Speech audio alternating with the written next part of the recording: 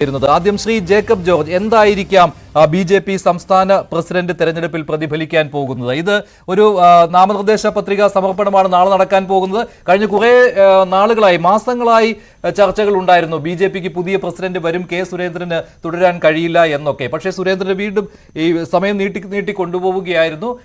ഇത്തവണ പക്ഷേ നാളത്തെ കോർ കമ്മിറ്റി അവിടെ വെച്ച് കേന്ദ്ര നേതൃത്വത്തിന്റെ തീരുമാനം അറിയിക്കും. ആ തീരുമാനത്തിന് ശേഷം നാമനിർദ്ദേശ പത്രിക സമർപ്പണം, അത് ഒറ്റ നേതാവിന്റെ പേരായിരിക്കും നാമനിർദ്ദേശ പത്രികയായി നൽകാൻ പോകുന്നത്. മറ്റന്നാൾ ഔദ്യോഗിക പ്രഖ്യാപനം. അങ്ങനെ വരുമ്പോൾ നാളെ അറിയാം കെ സുരേന്ദ്രൻ തുടരുമോ അതോ പുതിയൊരു പ്രസിഡന്റ് വരുമോ എന്ന്. താങ്കളുടെ ഒരു വിലയിരുത്തൽ എങ്ങനെയാണ്?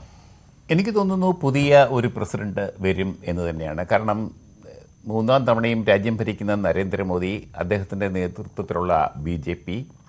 NDA മുന്നണി, ആ മുന്നണിക്ക് കേരളത്തിലോട്ട് കാലുകുത്താൻ, ഭരണത്തിലേക്ക് കാലുകുത്താൻ കഴിഞ്ഞിട്ടില്ല ഇതുവരെ. അതിനൊരു മാറ്റം ഉണ്ടാക്കണമെന്ന് ബി.ജെ.പിക്ക് ആഗ്രഹമുണ്ട്. പ്രസിഡന്റിനെ മാറ്റിയാൽ അത് നടക്കും എന്ന് ഞാൻ പറയുന്നില്ല. പക്ഷേ കെ സുരേന്ദ്രൻ ഒരു മോശപ്പെട്ട പ്രസിഡന്റ് ആയിരുന്നില്ല. അത്ര നല്ല പ്രസിഡന്റും ആയിരുന്നില്ല. മോശപ്പെട്ട പ്രസിഡന്റ് ആയിരുന്നില്ല എന്ന് ഞാൻ സമ്മതിക്കുന്നു. തീർച്ചയായിട്ടും 20% വരെ വോട്ട് ഷെയർ നേടിയെടുക്കാൻ അദ്ദേഹത്തിന് കഴിഞ്ഞു. ഒരു വലിയ കാര്യമാണ്. കേരളം അങ്ങനെ ഒരു പ്രോ ബി.ജെ.പി. സംസ്ഥാനമായിട്ടില്ല ഒരിക്കലും.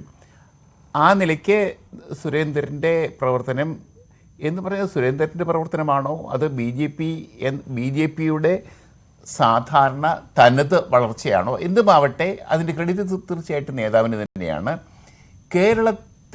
കേരളത്തിൻ്റെ ജനങ്ങൾക്ക് പറ്റിയ ഒരു നേതാവ് വേണം ബി.ജെ.പിക്ക്. എനിക്കതൊരു പ്രധാനപ്പെട്ട കാര്യമാണ്. കാരണം ഏത് പാർട്ടിക്കാണെങ്കിലും, ഏത് പ്രസ്ഥാനത്തിനാണെങ്കിലും, ഏത് സ്ഥാപനത്തിനാണെങ്കിലും ഒരു നേതാവ് ഒരു വിഷയം തന്നെയാണെന്നാണ് ഞാൻ എപ്പോഴും പറയാറുള്ളത്.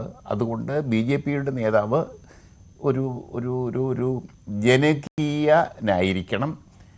അങ്ങനെ വരുമ്പോൾ ആരായിരിക്കും എന്നുള്ളത് കേന്ദ്ര നേതൃത്വത്തിൻ്റെ ഒരു തീരുമാനമാണ്. അത് കേരളത്തിൻ്റെ പൾസൊക്കെ അറിഞ്ഞിട്ടാവണം. പക്ഷേ അദ്ദേഹത്തിൻ്റെ മുമ്പിൽ വരാൻ പോകുന്ന വെല്ലുവിളി, അദ്ദേഹമോ പുതിയ പ്രസിഡന്റിൻ്റെ മുന്നിൽ വരാൻ പോകുന്ന വെല്ലുവിളി, ഒരു വശത്ത് പിണറായി വിജയൻ രണ്ടാം ഊഴം കഴിയാറായി നിൽക്കുന്നു.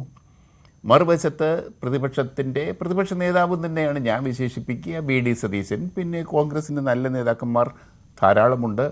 സംസ്ഥാന കോൺഗ്രസ് അധ്യക്ഷനുണ്ട്, രമേശ് ചെന്നിത്തലയുണ്ട്, ശശി തരൂരുണ്ട്. എല്ലാത്തിനും പോരാഞ്ഞിട്ട് K.C. വേണുഗോപാൽ ഡൽഹിയിൽ ഇരിപ്പുണ്ട്, കേരളത്തിലോട്ട് നോക്കി. അങ്ങനെ പല നേതാക്കന്മാർ കോൺഗ്രസിനുണ്ട്. സ്വാഭാവികമായിട്ടും അത്ര ചില്ലറ കാര്യമൊന്നും ആയിരിക്കത്തില്ല. കേരളത്തിൻ്റെ മണ്ണ് രണ്ടായിട്ട് വീതിച്ചെടുത്തിരിക്കുകയാണ് രാഷ്ട്രീയം.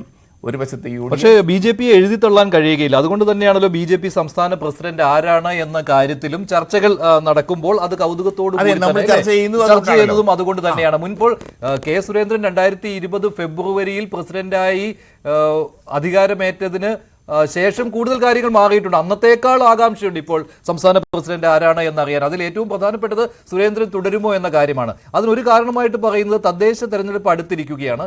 അപ്പോൾ ഒരു പുതിയ പ്രസിഡന്റ് വരുന്നതിനേക്കാൾ നല്ലത് നിലവിലെ പ്രസിഡന്റ് തുടരുന്നതല്ലേ? അതുപോലെ തന്നെ ലോക്സഭാ തെരഞ്ഞെടുപ്പിൽ ഒരു വിജയം ബി.ജെ.പിക്ക് കിട്ടിയിരുന്നു. ഒരു MP ജയിപ്പിച്ചെടുക്കാൻ കഴിഞ്ഞിരുന്നു, തൃശ്ശൂർ സ്വന്തമാക്കാൻ കഴിഞ്ഞിരുന്നു. അതിന്റെ നേട്ടം സംസ്ഥാന പ്രസിഡന്റിന് കൂടി അവകാശപ്പെട്ടതല്ലേ? ഇങ്ങനെയുള്ള കാര്യമാണ്. പക്ഷേ ഒരു ടൈം അദ്ദേഹത്തിന്റെ കഴിഞ്ഞു, 2023 തന്നെ കഴിഞ്ഞതാണ്, പിന്നെ നീട്ടി കിട്ടിയത്.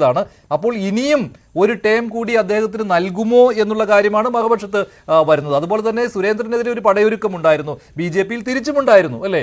ഈ V. മുരളീധരൻ പക്ഷവും കൃഷ്ണദാസ് പക്ഷവും എന്നുള്ളത് ബി.ജെ.പിയിൽ കുറച്ച് വർഷങ്ങളായിട്ടുള്ള കാര്യം തന്നെയാണ്. പക്ഷേ ഈ സമീപകാലത്ത് താങ്കൾ നോക്കുകയാണെങ്കിൽ അങ്ങനെ ഒരു വെടിനിർത്തൽ ഉണ്ടായിട്ടുണ്ടോ എന്ന ഒരു കാര്യം പോലും പൊതുവേ ബി.ജെ.പിക്ക് അകത്തെ രാഷ്ട്രീയം, ബി.ജെ.പി. നേതൃത്വത്തിലെ രാഷ്ട്രീയം കുറച്ചു കാലമായിട്ട് ശാന്തമാണ്. അതുകൊണ്ട് തന്നെ അങ്ങനെ വലിയ ഒരു ഉൾപോരുകൾ നടക്കുന്ന ലക്ഷണമില്ല ഇപ്പോൾ. തന്നെയല്ല, ഈ കാര്യത്തിലൊക്കെ അന്തിമമായിട്ട് തീരുമാനിക്കേണ്ടത് RSS ആണ്. അതിൻ്റെ അപ്പുറത്ത് കേന്ദ്ര നേതൃത്വമാണ്. അതുകൊണ്ട് ഇവിടെ കിടന്ന് മല്ലടിച്ചിട്ട് കാര്യമില്ല എന്ന് നേതാക്കൾ തന്നെ തീരുമാനിച്ചതുകൊണ്ടാവാം എന്തൊക്കെയാണെങ്കിലും ഒരു വെടിനിർത്തൽ ഉണ്ടായിട്ടുണ്ട്. ശരി ശ്രീ